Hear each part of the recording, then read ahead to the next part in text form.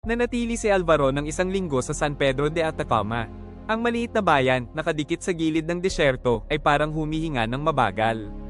Ang mga kalye ng lupa, mga pader na kulay okra, at tahimik na tindahan ay bumuo ng isang hindi inaasahang kanlungan. Natagpuan niya ang isang banayad na katahimikan sa lugar na ito kung saan tila gumagaan ang bawat hakbang. Tuwing umaga, nilalakbay niya ang makikitid na daan at binabati ang mga nagtitinda tulad ng ginawa niya sa Costco. Nandoon pa rin ang pagod, ngunit hindi na kasing bigat ng dati. Ikinagugulat niya ang kakayahan niyang makipagpalitan ng ilang salita. Tinanong niya ang sarili kung bakit posible ito dito at hindi sa kanyang tahanan. Kahit hindi niya lubusang nauunawaan, nagsimula na siyang magbago. Ngunit madalas na lumilipad ang isip niya patungong Japan. Maraming beses itong binanggit ng babae sa mga audio na may kakaibang lamang. Sinabi niyang doon niya natagpuan ng panibagong katahimikan. Ngunit para kay Alvaro, ang bansang iyon ay parang ibang mundo, ibang wika, at takot na lumalalim. Sa ilalim ng mga bituin ng Atacama, naramdaman niyang halos nagiging pisikal ang takot na iyon. Hanggang ngayon, dumaan siya sa mga bansang nagsasalita ng kanyang wika o kahawig nito. Ang Japan ay parang napakataas na bundok. May bahagi sa kanya na gustong pumunta at may isa namang nanginginig sa takot na hindi niya kaya.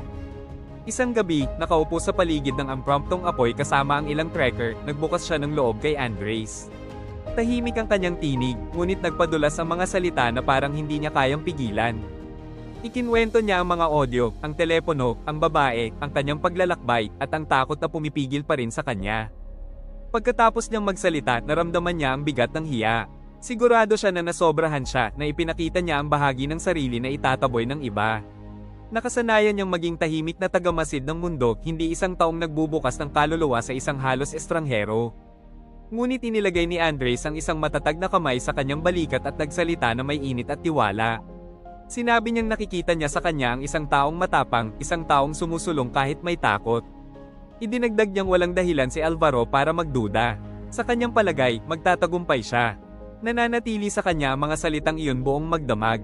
Kinabukasan, naglakad si Alvaro patungo sa maliit na terminal ng bus pagkatapos ay sa paliparan. Nandoon pa rin ang duda, pero hindi na ito hadlang.